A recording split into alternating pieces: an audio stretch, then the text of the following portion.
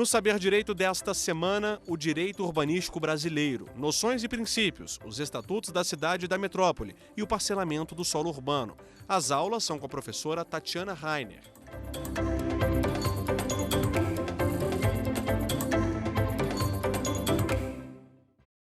Olá, sejam bem-vindos de volta ao curso Saber Direito, da disciplina Direito Urbanístico. Estamos hoje na nossa segunda aula. Eu sou a professora Tatiana Rainer e vamos estudar hoje os princípios do direito urbanístico. Só para a gente lembrar, na primeira aula nós trouxemos a importância de se estudar o direito urbanístico.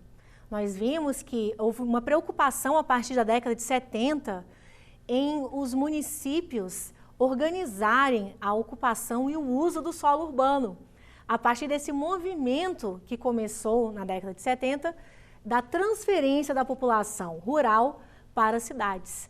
É claro que para receber tantas pessoas que saíram de lá e vieram para os centros urbanos, foi necessário adequar a prestação de serviços públicos, imaginar como que seria feita a ocupação e uso do solo urbano, de modo a se harmonizar, harmonizar com as normas de direito ambiental também e pensando primordialmente na qualidade de vida das pessoas nos centros urbanos. Vimos então que é o município, o ente da federação que é o protagonista na política de desenvolvimento urbano. Cabe ao município, portanto, ordenar o território nas cidades, ordenar o uso e ocupação das áreas urbanas. Vimos também, só recapitulando, que o termo urbanístico, ele se refere àquilo que é urbano, ao urbanismo. Portanto, as medidas e técnicas que o poder público ele vai implementar para organizar ou ordenar o território nas cidades, que também são chamadas de urbes. Pois bem, vimos que o direito urbanístico é um ramo autônomo do direito, porque ele tem uma legislação própria, não só uma, várias, e a grande legislação federal atinente ao tema de políticas urbanas é o Estatuto da Cidade, que vamos trabalhar na nossa terceira aula. Temos outras, como o Estatuto da Metrópole, que será trabalhado na nossa quarta aula. Além de legislação própria, o direito urbanístico tem princípios próprios, instrumentos ou institutos próprios também. Os princípios próprios nós vamos trabalhar justamente nessa aula. Já para você saber, então, nós vamos trabalhar 4 importantes princípios do direito urbanístico. O primeiro deles é o princípio da função social da propriedade urbana. E aqui nós vamos diferenciar da função social da propriedade tratada lá no Código Civil. O segundo é a função social da cidade. Na verdade, vamos ver que são várias funções sociais que a cidade deve desempenhar. O terceiro princípio que vamos trabalhar é o da obrigatoriedade do planejamento participativo. Aqui, só para você já ter uma ideia, o nome participativo vai nos trazer a ideia de que o planejamento do desenvolvimento dos municípios, o planejamento das políticas urbanas dentro do município deve ser feita conjuntamente com os seus habitantes e os usuários da cidade, em parceria com o poder público. Portanto, a palavra participativo nos traz a ideia de que a legislação impõe ao município, quando for desenvolver o seu planejamento territorial de uso e ocupação do território nas cidades, ele deve fazer em consulta, escutando as necessidades dos seus habitantes e dos usuários da cidade também. O quarto princípio que vamos trabalhar é o da justa distribuição dos ônus e bônus decorrentes do processo de urbanização. Portanto, as transformações que são realizadas dentro da cidade para ajustar, organizar o espaço urbano de modo a atender às necessidades da população local, ela deve ser feita de modo a trazer um equilíbrio, porque essas intervenções elas vão produzir tanto benefícios, que nós chamamos de bônus. Esses benefícios devem ser distribuídos equitativamente por toda a população local. Ao mesmo tempo que as intervenções urbanísticas, elas vão acabar também trazendo algum ônus, né? Alguma externalidade negativa que a gente chama. Por exemplo, nós temos como o direito ambiental, reflexos negativos no direito ambiental. Então, alguma intervenção urbanística pode trazer poluição. E aí, esse ônus ele deve ser repartido equitativamente. Não deve ser apenas uma população de uma parte da cidade que deve suportar sozinha isso. É claro que a política de desenvolvimento urbano ela deve ser executada de modo a trazer equilíbrio também ao meio ambiente, não é? Então, esses ônus, eles devem ser, quando não tiver como ser evitados, eles devem ser também distribuídos de forma equitativa. É isso que, em linhas gerais, trata esse princípio que vamos trabalhar, da justa distribuição dos ônus e bônus decorrentes do processo de urbanização. Para a gente finalizar a nossa recapitulação da primeira aula, para a gente ter certeza, então, que o direito urbanístico é mesmo um ramo autônomo do direito e não simplesmente um braço do direito administrativo, nós temos profissionais especializados no estudo do tema. Eu tenho, por exemplo, lá no Centro Universitário de Brasília, vários colegas pesquisadores que debruçam no estudo de temas e institutos próprios do direito urbanístico. Lá nós trabalhamos, por exemplo, questões de moradia, questões habitacionais, população de baixa renda, ocupação dos espaços urbanos na cidade. Trabalhamos também temas como mobilidade.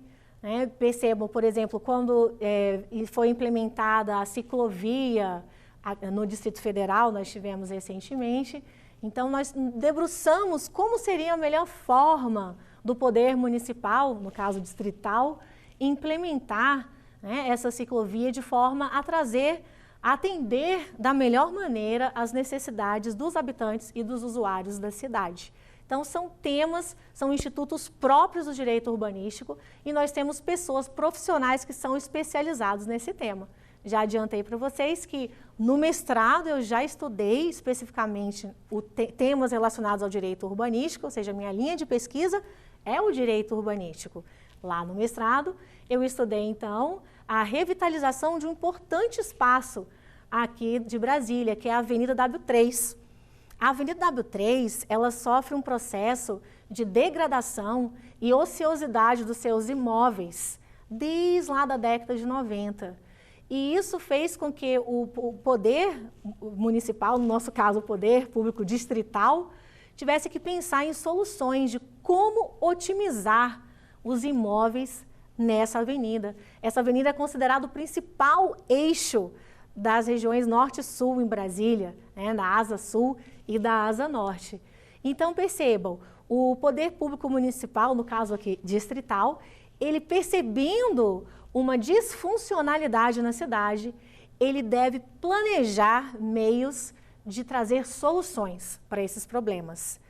E aqui nós temos atualmente, nesse espaço urbano, a aplicação de um plano de urbanização, melhorando as calçadas, melhorando os espaços interblocos, entre os blocos comerciais ali na avenida. E a gente vai trabalhar na obra Revitalização da Avenida W3 em Brasília por meio de operações urbanas consorciadas, que na verdade caberiam outras medidas para atenderem melhor ainda as funções sociais da cidade em Brasília. Pois bem, temos então profissionais especializados no estudo do tema e também falamos que preenchemos o quarto requisito, que é a existência de currículos específicos em centros universitários trabalhando a disciplina Direito Urbanístico. Hoje nós temos sim, em várias universidades no Brasil, o estudo na grade curricular da disciplina Direito Urbanístico. Antes, tratada como braço do direito administrativo, o direito urbanístico ele era trabalhado como um tema dentro do direito administrativo, mas atualmente ele já é visto, né, como um ramo autônomo do direito, apesar de ainda existirem alguns doutrinadores mais resistentes, né, mais clássicos, tradicionais, que não conseguem enxergar essa autonomia do direito urbanístico. Já falamos, advogamos pró-autonomia do direito urbanístico, também lembrando que o direito urbanístico ele tem essa de interdisciplinaridade com vários outros ramos do direito, o direito administrativo, o direito ambiental, o direito tributário também, quando nós pensamos, por exemplo, na imposição do IPTU progressivo no tempo, né? Então temos a comunicação, o diálogo de vários institutos do direito urbanístico com outros de outras disciplinas. Mas apesar desse diálogo não significa que não sejam institutos próprios do direito urbanístico, porque são. Nós já demos exemplos, a operação urbana consorciada seria um deles, né? A usucapião especial urbana também é um deles, porque ele é tratado especificamente no Estatuto da Cidade, que é tema da nossa próxima aula. Então, sem adiantar muito, vamos passar a tratar dos princípios do direito urbanístico. Lembrando, antes de tudo, que princípio significa o quê? Princípios são pilares, princípios são bases que direcionam tanto a produção quanto a aplicação de toda a norma de determinada matéria. Então, quando nós falamos em princípios do direito urbanístico, isso significa o quê? Que são valores que devem ser carregados para a elaboração de todas as normas do direito urbanístico, por todos os entes da federação, no que compete, né, no que lhes compete, e também na hora de aplicar o direito. Ou seja, o operador do direito, quando for aplicar as normas de direito urbanístico, deve ter em mente sempre os princípios do direito urbanístico para nortear a aplicação da norma. Muito bem. Então, o primeiro princípio do direito urbanístico que nós vamos tratar é a função social da propriedade urbana. Quando a gente fala em função social, já tem uma pista. Função social significa o quê? Que deve atender aos interesses da coletividade. Então, quando a gente fala em função social da propriedade urbana, significa o quê? Que os imóveis localizados na cidade devem atender aos interesses da coletividade. Mas como assim? Quando a gente fala em direitos de propriedade, lá no Código Civil, você deve se lembrar, lá no artigo 1228 do Código Civil, lá nós temos que o direito de propriedade, que é um dos direitos fundamentais do nosso ordenamento jurídico, ele é composto por algumas faculdades. Então, o particular, né, seja o particular ou um ente público, mas aqui o enfoque, como é o Código Civil, o particular que seja proprietário de determinado imóvel, ele tem a faculdade de usar, de gozar, de dispor da coisa e ainda tem o direito de reavê-la de quem a injustamente a detenha, a possua ou a detenha. Então, perceba que a gente tem as faculdades que um proprietário tem, todos os poderes que um proprietário tem em torno do seu imóvel. E aí? Essa percepção que a gente tem, né, o direito de propriedade, a gente não pode pensá-lo de uma forma egoística. O proprietário, ele não pode simplesmente exercer o seu direito de propriedade apenas para o seu bel prazer. Ele não pode exercer esse direito de forma egoística sem pensar nos reflexos que a sua ação pode trazer para as pessoas que estão ali próximas, ou seja, para os seus vizinhos, para os habitantes que moram ali perto ou trabalham aí perto. Posso trazer para vocês um exemplo interessante para a gente contextualizar. Imagine que uma pessoa tenha adquirido um imóvel dentro da cidade. Adquiriu, não construiu nada, simplesmente cercou esse imóvel para fins especulativos. Como assim? Ele comprou, não tinha a menor intenção de usar, nem agora, nem no futuro. Ele só quis ganhar dinheiro em cima dessa propriedade, ou seja, especular. Ele vai esperar de forma que a cidade ganhe mais infraestrutura que o seu imóvel seja valorizado para que ele possa simplesmente revender mais adiante. Será que o proprietário pode fazer isso? É claro que não. O direito de propriedade ele não pode mais ser exercido dessa forma com enfoque no indivíduo. O proprietário ele ainda tem, é claro, essas faculdades todas que o Código Civil traz para a gente lá no artigo 1228. Mas o seu direito de propriedade ele deve ser exercido de modo a compatibilizar os interesses particulares do proprietário com os interesses sociais ou os interesses da coletividade. Como assim? Imagine que esse imóvel fique fechado por vários anos. Ele cercou, não aparece por lá, mas está lá cercado. Aquela famosa plaquinha, propriedade privada, né? Não ultrapasse. E simplesmente aquele imóvel não está trazendo nenhuma utilidade para a cidade. Você sabe que isso não pode acontecer, porque o particular está ferindo a função social da propriedade. Ele está desrespeitando a função social. Como que a gente sabe, então, que o proprietário está desrespeitando?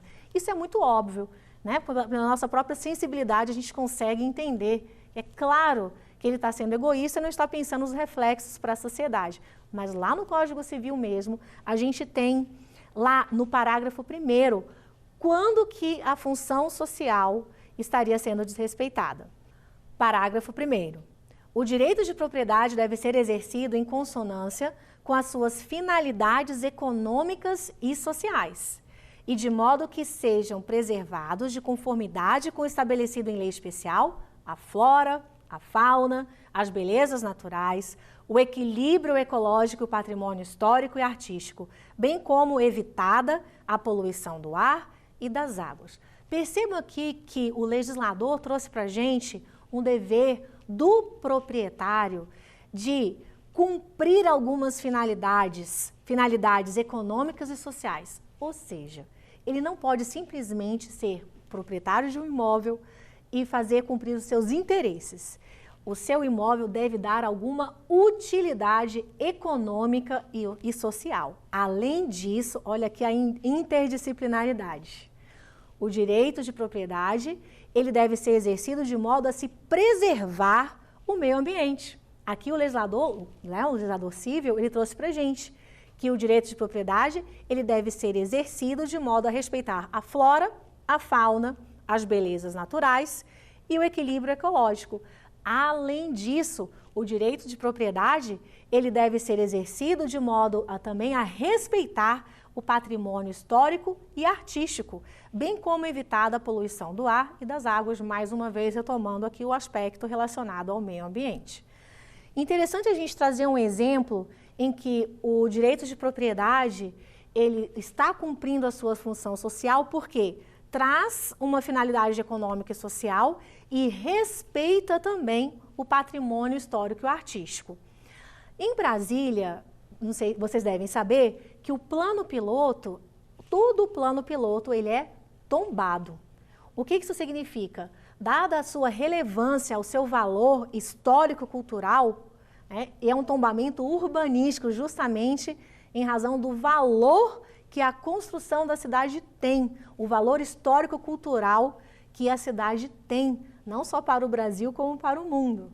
Então, vejam, o proprietário de um imóvel, ele deve respeitar as funções sociais da sua propriedade, de modo a atender o interesse em se preservar o patrimônio cultural e urbanístico, ou seja, respeitando o tombamento. Isso significa o quê? Imagine que uma pessoa que tem um imóvel localizado no plano piloto, ele deseja colocar um ar-condicionado no seu apartamento. Ele pode fazer isso? Tem vários imóveis que têm regras dentro do próprio condomínio, de modo que esse interesse particular não venha a prejudicar o patrimônio tombado. Eu sei de muitas quadras mesmo que isso só é possível fazer desde que não fique na fachada do imóvel, porque a fachada, ela traz esse conteúdo histórico, esse conteúdo relacionado ao patrimônio cultural histórico da cidade. Percebo então aqui que já é uma limitação dentro do contexto do direito civil que o proprietário de um imóvel urbano não pode simplesmente exercer as suas faculdades de forma individualista ou egoística. Ele deve cuidar, em atender também a função social da propriedade. Recapitulando, então, lá no Código Civil, a função social da propriedade é prevista no parágrafo 1º do artigo 1228. Acho que você já conseguiu perceber que a percepção atual da propriedade não é mais uma relação entre pessoa e objeto. Hoje, o direito de propriedade é uma relação entre pessoas. Que pessoas? O proprietário de um imóvel e os demais habitantes da cidade. Ainda que seja no contexto do direito civil, nós podemos pensar, é uma relação entre o particular e as demais pessoas que estão ali ao seu lado. Muito bem, essa é a função social da propriedade conforme o Código Civil, que é uma regra geral. No contexto do direito urbanístico, nós temos o princípio específico da função social da propriedade urbana. Se é uma propriedade urbana, primeiro detalhe que temos que ter em mente é que esse imóvel está localizado na cidade. Então, o imóvel localizado na cidade, quando que ele estará atendendo ou cumprindo a sua função social? Onde que nós encontramos essa norma? O princípio da função social da propriedade urbana, ele está previsto na própria Constituição Federal. Nós já tínhamos anunciado isso na nossa primeira aula. Está lá no parágrafo 2º do artigo 182 da Constituição. Lá, nós temos que a propriedade urbana cumpre sua função social quando atende às exigências fundamentais de ordenação da cidade expressas no plano diretor. Vejam que interessante. Dentro do contexto do direito urbanístico, uma propriedade, um imóvel, só vai atender à função social se ele estiver sendo ocupado conforme as normas expressas no plano diretor. Tá? Então, como que a gente pode pensar nisso? Vou trazer um outro exemplo para vocês de Brasília, da W3. A W3 Sul, essa avenida aqui em Brasília, ela tem do seu lado esquerdo um uso múltiplo. Né? Lá o imóvel pode receber a destinação comercial no térreo e em cima é possível ser utilizado para fins de moradia. Porém, no lado direito da avenida, os imóveis só podem ser ocupados para fins de moradia. E tem um detalhe, não é qualquer moradia, é apenas para moradia ou habitações unifamiliares. O que isso significa? Os imóveis só podem ser ocupados, cada imóvel, por uma família. Qual é a realidade que nós temos aqui em Brasília hoje, nessa avenida? Vários imóveis foram transformados em imóveis comerciais. Temos várias pousadas lá também, ou seja, ainda que seja para fins de moradia, não é destinado para moradia unifamiliar. Lá, várias pessoas acabam se hospedando ou até mesmo residindo por algum tempo. Percebam, esse fato da ocupação dos imóveis não atender à função prevista no plano diretor, o imóvel já estaria descumprindo a sua função social urbana, a função social da propriedade urbana. Ainda que ele esteja cumprindo alguma utilidade, ele não está cumprindo a sua utilidade correta.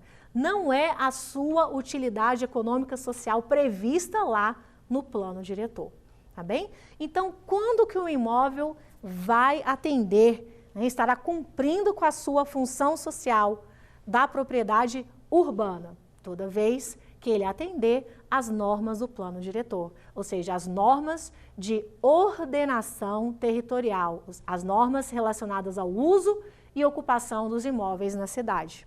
Já demos esse exemplo, não basta simplesmente trazer utilidade.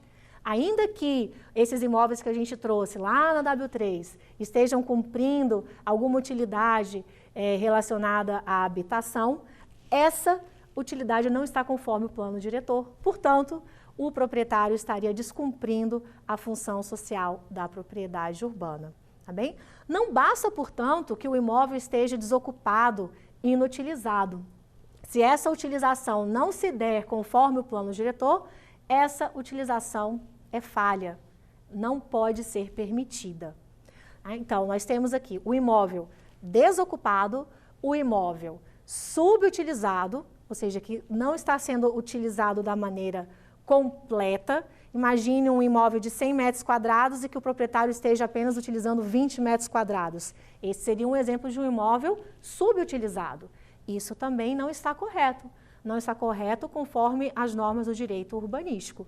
E estando previsto lá no plano diretor, o coeficiente adequado de ocupação desse imóvel, o proprietário deve obedecer. Então, nesse exemplo que a gente trouxe, um imóvel de 100 metros quadrados, se o poder municipal, lá no plano diretor, tiver previsto que a ocupação mínima é de 50 metros quadrados e ele estiver ocupando apenas 20, você percebe que ele não estará atendendo ao princípio da função social da propriedade urbana, porque ele está ocupando em desconformidade com aquilo que é previsto no plano diretor.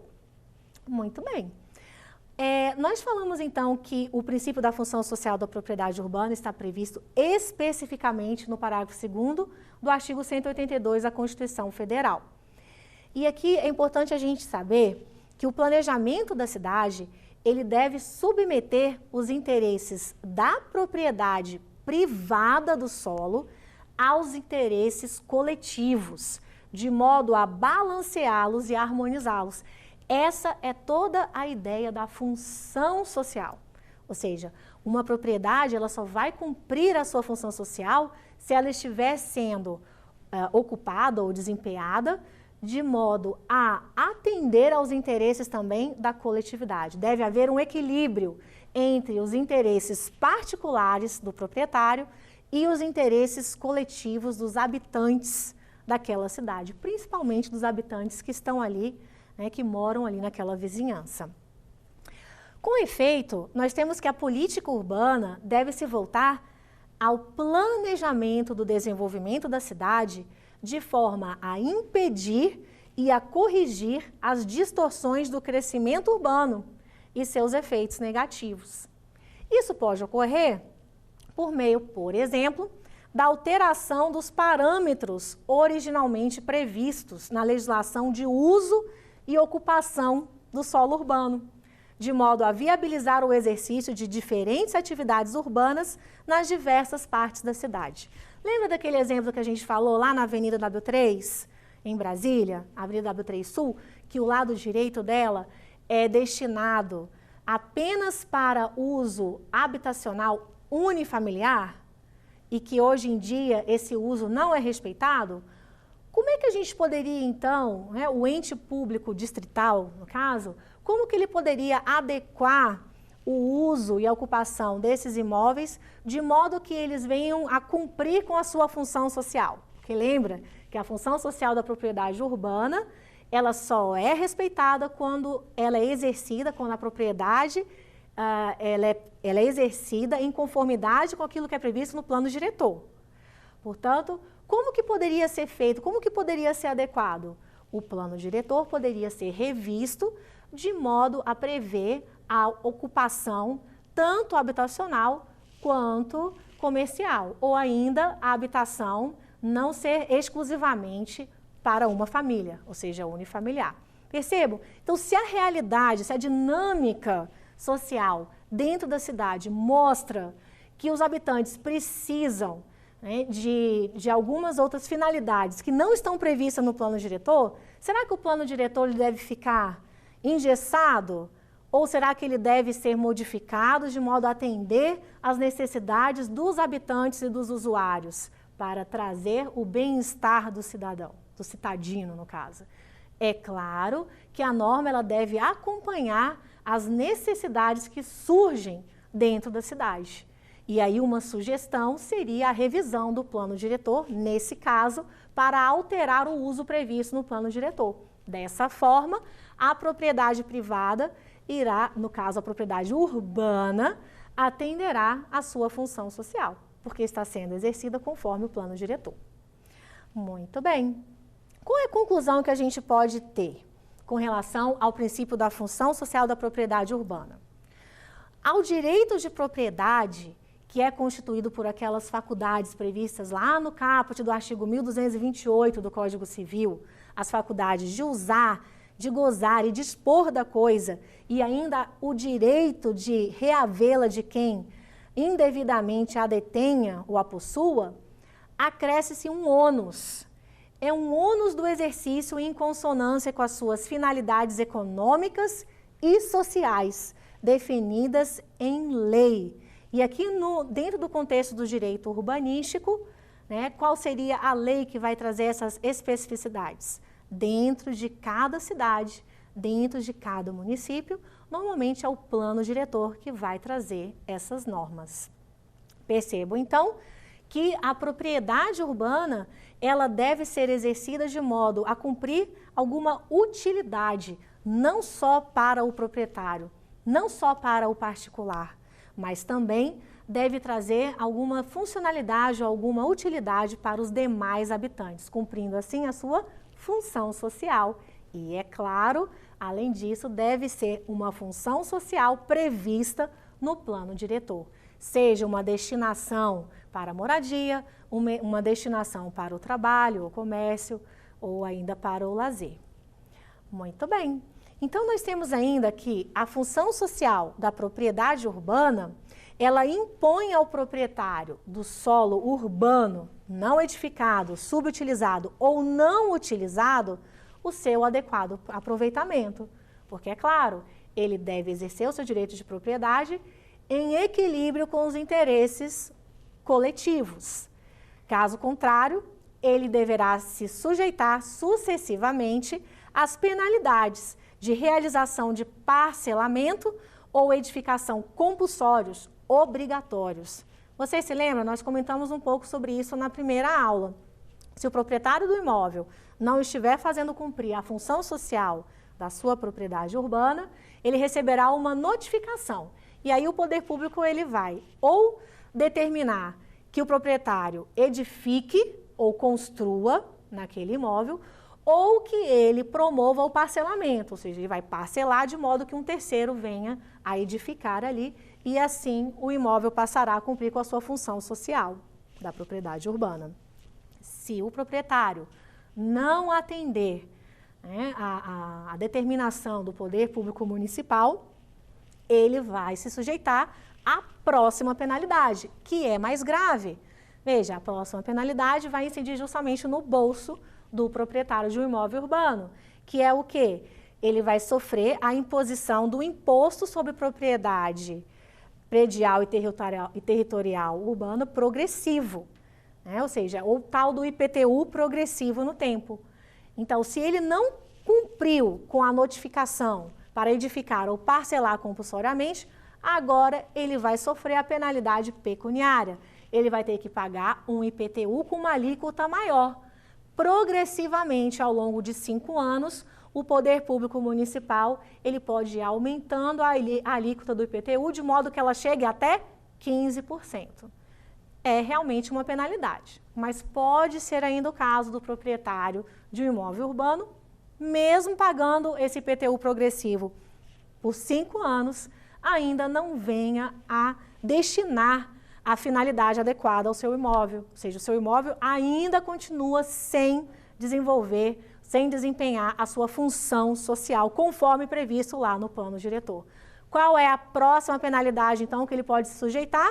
Nós já vimos, a próxima penalidade seria a penalidade máxima, que é a chamada desapropriação sanção. Ou seja, o proprietário ele vai ser destituído da sua propriedade, é claro que mediante o pagamento por meio de títulos da dívida pública que são resgatáveis até 10 anos. Perceba porque é uma penalidade? Ele não cumpriu a função social da propriedade urbana, ele atuou de uma forma individualista, egoística, sem pensar no bem-estar da coletividade dos demais habitantes da cidade, e aí agora ele vai ter que aguentar as consequências. Se ele não cumpriu, né, as determinações anteriores, ele vai ser destituído da sua propriedade, vai receber um pagamento, mas imagina, não é em dinheiro, é em título da dívida pública, que são títulos resgatáveis no prazo de até 10 anos. Aí sim é uma penalidade máxima, perceba? Bom, e aí? Para que servem, então, essas penalidades? Elas servem justamente para desestimular a ocorrência de espaços ociosos dentro da cidade. Espaços ociosos é o mesmo que espaços vazios. Ociosos por quê? Eles não estão promovendo nenhuma utilidade para os habitantes daquela cidade. Então, além dessas penalidades incentivarem o cumprimento da finalidade econômico-social dos imóveis, ainda promove a sua utilização, viabilizando a instalação de atividades, que pode ser habitação, pode ser o trabalho, a cultura ou o lazer. Claro que essas atividades são fixadas no planejamento do ordenamento territorial de cada cidade, normalmente se dá por meio do plano diretor. Finalizamos então o primeiro princípio, o princípio da função social da propriedade urbana, lembrando de diferenciar do princípio genericamente previsto no Código Civil, que é o princípio da função social da propriedade.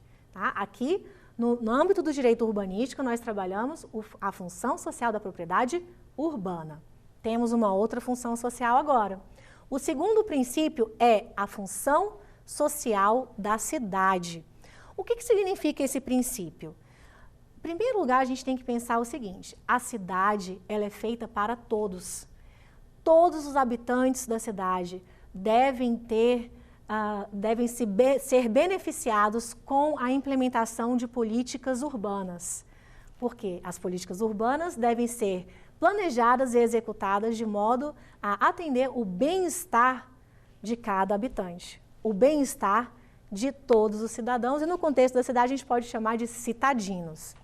Bom, em sentido amplo, nós podemos falar em função social da cidade sobre 3 aspectos. Sobre o aspecto urbanístico, de função urbanística, aspecto de função de cidadania e ainda sobre o aspecto de função de gestão. Quando a gente fala, então, no contexto do direito urbanístico, a gente vai adotar essa noção de função urbanística. Significa o quê? Elas se relacionam com habitação, trabalho, lazer e mobilidade. Então, a função social da cidade, dentro desse contexto do direito urbanístico, ou seja, funções urbanísticas, significa o quê? Que a cidade, ela deve trazer um bem-estar para os seus habitantes, de modo que eles possam exercer a habitação, o trabalho, o lazer e a mobilidade de forma digna. Agora, a gente também pode pensar em função social no âmbito da cidadania. Função social no âmbito da cidadania significa o quê? Que os habitantes teriam que ter direito ao acesso à educação, à saúde, à segurança e proteção. E num outro aspecto, função social de gestão engloba já a prestação de serviços, o planejamento, a preservação do patrimônio cultural e natural e ainda a sustentabilidade urbana. Percebam que a função social da cidade no contexto do direito urbanístico, ou seja, a função urbanística, acaba dialogando com as outras funções também, ou seja, com a função de cidadania e também com a função de gestão. Mas o nosso cerne agora é entender o que é a função social da cidade dentro do contexto do direito urbanístico. Então, nesse contexto, ela é um princípio e traduz, como já dissemos antes, a noção de que a cidade é de todos e implica em possibilitar aos seus habitantes e usuários o pleno exercício de direitos urbanos básicos, à habitação, ao trabalho, à recreação e à circulação. Ou seja, a cidade só vai ser de todos se os seus habitantes tiverem acesso a essas 4 funções da cidade. São as funções básicas: habitação adequada, trabalho digno, recreação e a circulação. A circulação aqui a gente entra no contexto da mobilidade. E aí o município também vai trazer normas de planejamento urbano de modo a atender o bem-estar de toda a coletividade.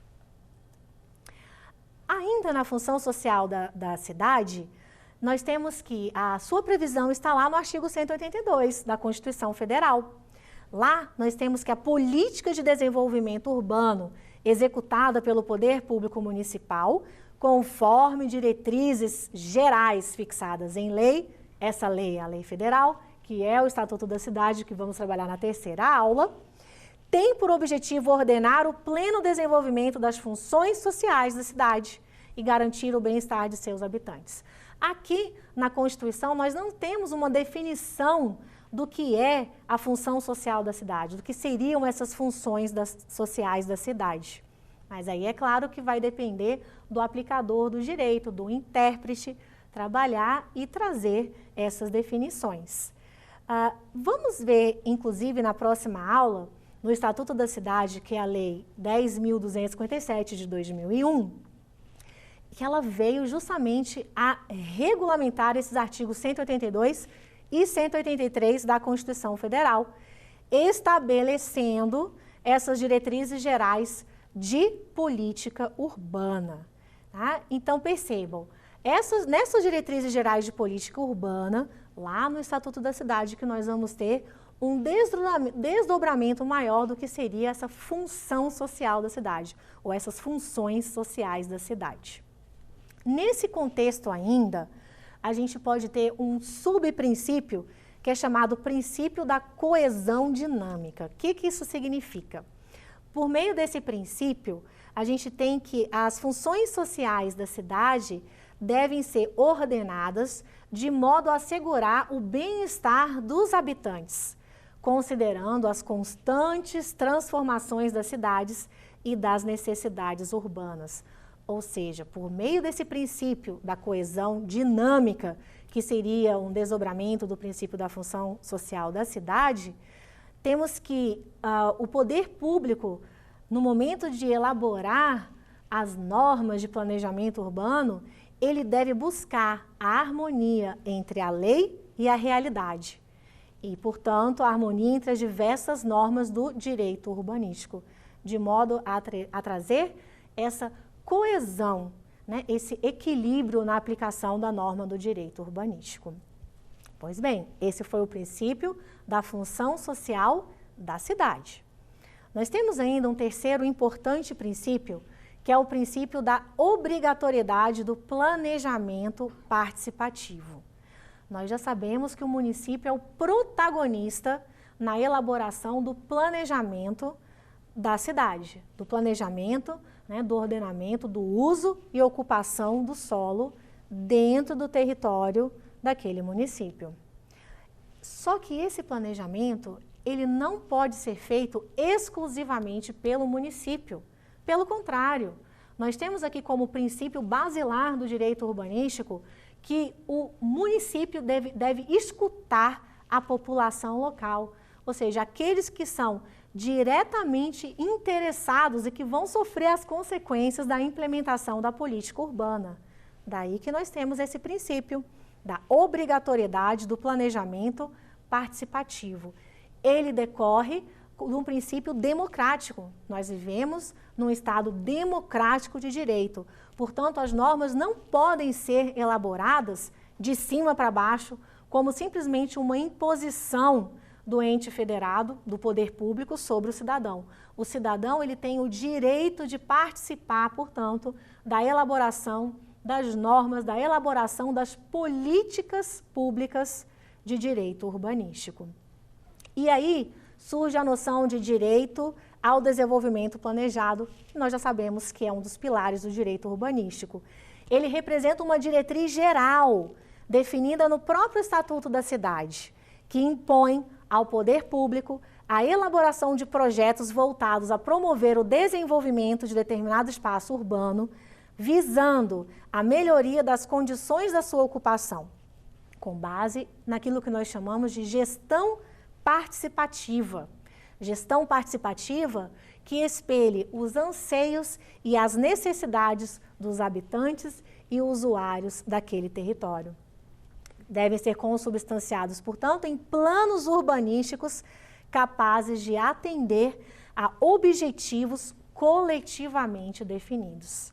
Portanto, lá no Estatuto da Cidade, nós temos uma norma que diz que o poder público municipal, ao elaborar as normas de desenvolvimento, de ordenamento territorial local, ele deve escutar a população diretamente interessada, de modo que ela possa expressar quais são as reais necessidades deles, né? O que eles esperam do poder público em termos de políticas urbanas.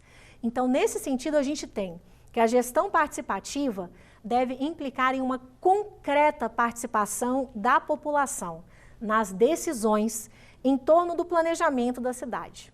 Essa efetiva participação da população no planejamento urbano. E isso implica também na sua participação na elaboração do próprio plano diretor, sob pena de nulidade desse plano.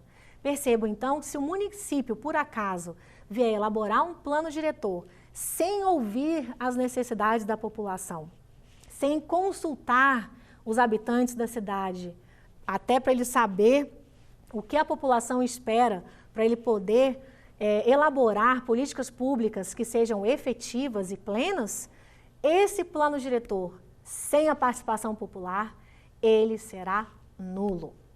Muito bem. A planificação urbanística, então, ela surge da necessidade da observância da dinâmica social e dessas necessidades que são apontadas pelos habitantes e usuários das cidades, tomando-se por base o pressuposto de que apenas o espaço tal como é vivido e percebido pelos habitantes constitui o verdadeiro suporte da conduta urbanística. Então, a política pública urbana, ela somente vai ser efetiva e vai atender aos anseios da população se ela for elaborada com a participação da população diretamente afetada. Então, a gestão urbana, sob essa ótica mais democrática, passa a operar com base em acordos e consensos, resultando no chamado planejamento colaborativo, que é amparado na liberdade, ou seja, na livre manifestação de todos os participantes, de todos os interessados, e também na equidade. Significa o quê? Que os atores, a princípio, devem ter a mesma oportunidade de expressão. Dela, então, podem participar quem? O cidadão e também entidades representativas da sociedade civil ou ainda associações profissionais. Nós temos muita participação das associações dos arquitetos e também dos engenheiros, quando se diz, né, na elaboração de políticas urbanas. Portanto, a obrigatoriedade do planejamento participativo deve permitir o acesso do cidadão, né, de associações de profissionais e de entidades representativas da sociedade civil na sua elaboração.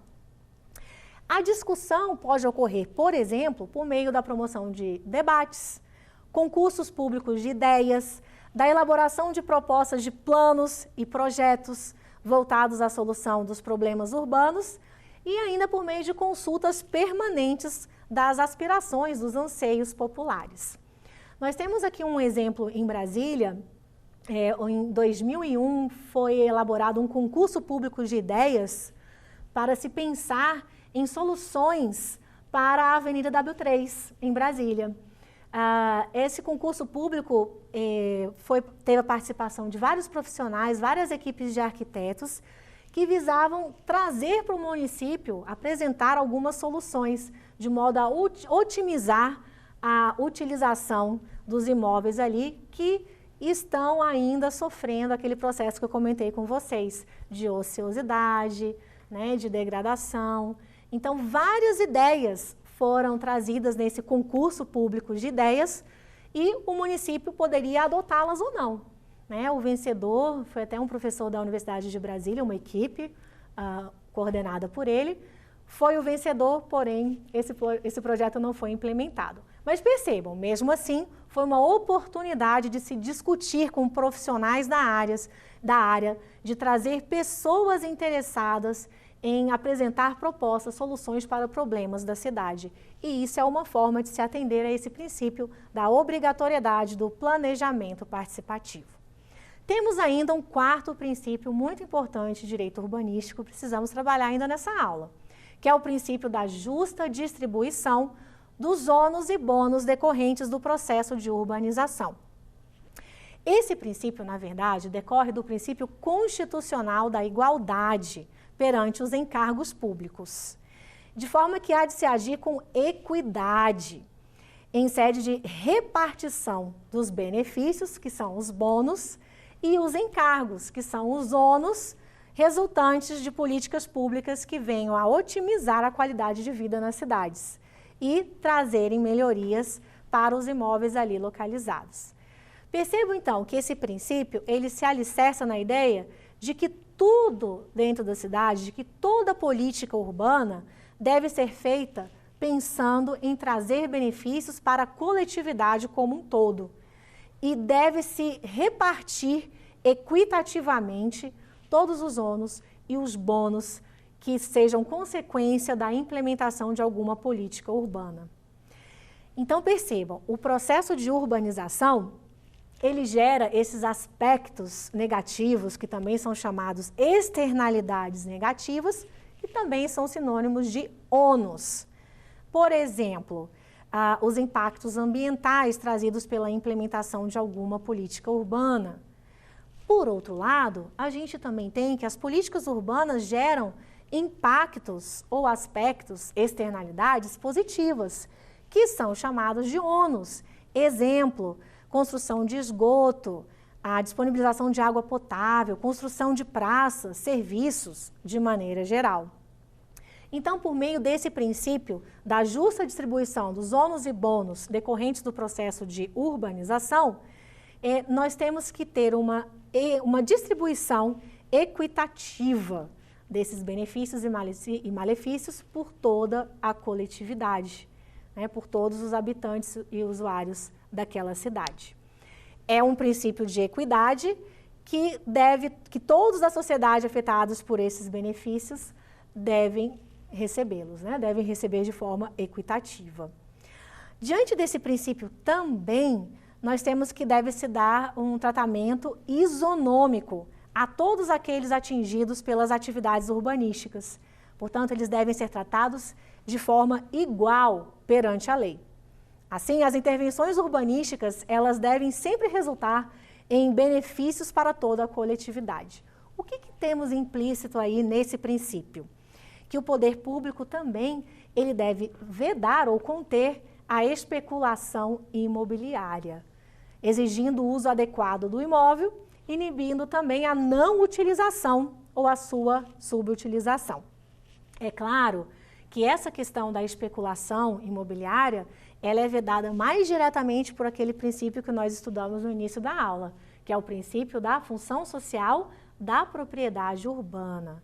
Mas aqui nesse princípio de forma indireta, nós também temos a vedação à especulação. Por quê? A especulação imobiliária, ela distribui de forma desequilibrada os bônus, as externalidades positivas decorrentes do processo da urbanização. Ou seja, tem um imóvel lá sem promover nenhuma utilidade, né? A coletividade poderia estar usufruindo de alguma função daquele imóvel, mas o proprietário simplesmente decidiu aguardar, né? Aguardar ao longo do tempo que a valorização daquele imóvel sem dar nenhuma utilidade. Percebo, então, que isso, além de descumprir a função social da propriedade urbana, também gera um desequilíbrio aí na distribuição dos ônus e bônus decorrentes do processo de urbanização. Bom, temos também um exemplo que a gente vai tratar melhor na próxima aula, para explicar um pouco melhor esse princípio, que é a outorga onerosa do direito de construir.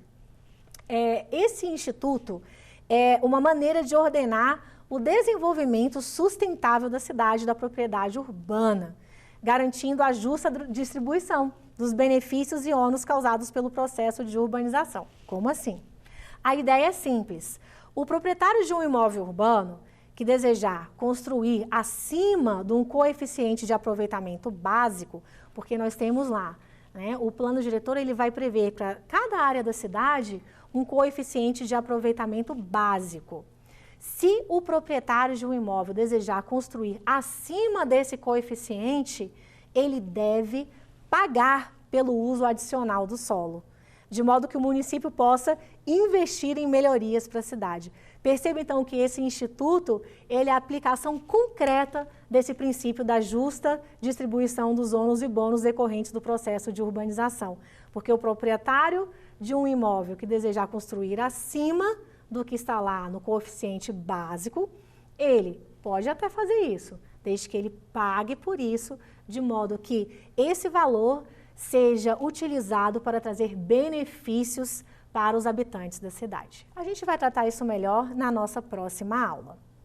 Bom, com isso, então, nós finalizamos os 4 princípios importantíssimos, pilares do direito urbanístico. Vamos passar, então, agora para testar o nosso conhecimento? Vamos fazer o nosso primeiro quiz? Então, vamos lá. O primeiro quiz traz o seguinte. Assinale o princípio urbanístico que impõe o adequado aproveitamento do imóvel urbano sob pena de imposição de penalidades legais. Letra A, função social da propriedade urbana. Letra B, função social da cidade. Letra C, planejamento participativo. Letra D, justa distribuição dos ônus e bônus da urbanização. E aí, já sabe qual a resposta? Essa foi mais tranquila, né? Você deve saber que é a letra A. Estamos falando justamente do princípio da função social da propriedade urbana que trabalhamos bem lá no artigo 182 da Constituição, parágrafo 2º. Vamos então para o próximo quiz? Em relação à função social da propriedade urbana, assinale a alternativa correta. Letra A. Seu efetivo cumprimento ainda depende da elaboração de lei nacional, que fixe as diretrizes gerais da política de desenvolvimento urbano. Letra B. O não cumprimento da função social da propriedade urbana enseja a aplicação de sanção de multa. Letra C. É incompatível com a retenção especulativa de imóvel urbano que resulte na sua subutilização ou não utilização. Letra D. Também deve ser aplicada aos imóveis situados na zona rural do município. E aí, já sabe qual é a resposta? Estamos falando então da letra C.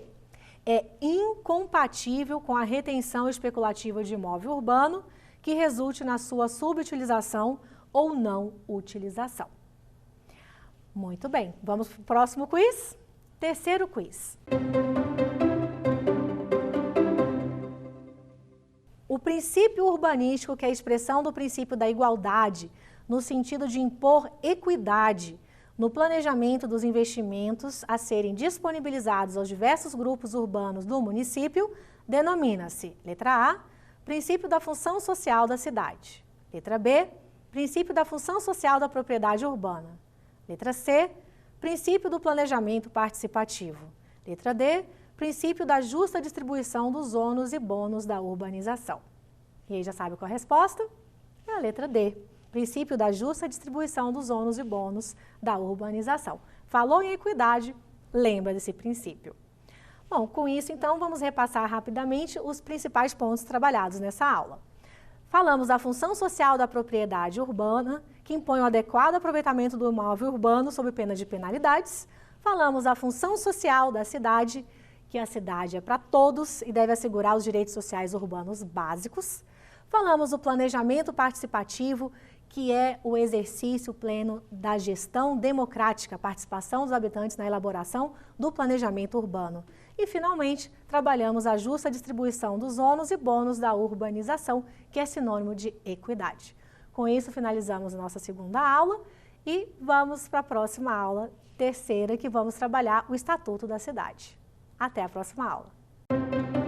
Quer dar alguma sugestão de tema para os cursos do Saber Direito? Então mande um e-mail para a gente, saberdireito@stf.jus.br, ou entre em contato pelo WhatsApp. O número é esse que aparece na sua tela.